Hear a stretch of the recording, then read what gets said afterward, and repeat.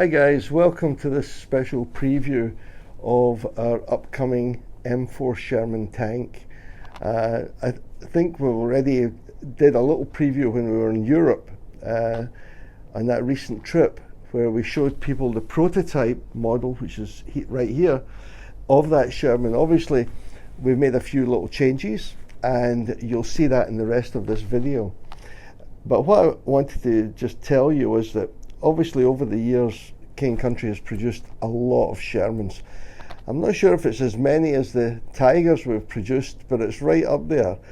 That goes all the way back to the early 1990s when we produced our very first Sherman tank, which is this one right here. A little hand-carved, hand-painted wooden model made in China. The next big revolution for us was when we went over and did polystone. And this one here was for the Iwo Jima series, and that was the first Sherman we did that was mass produced. In between this one and that one, there were a number of hand-carved wooden Shermans that were made in the Philippines as well. But we realized that they were much too expensive for the average collector, and we were always trying to find something that was more affordable.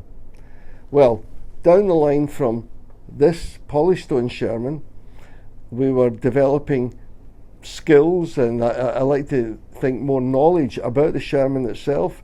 This particular one, this British D-Day Sherman, was actually made for our late lamented friends at King Country UK. There's a special edition.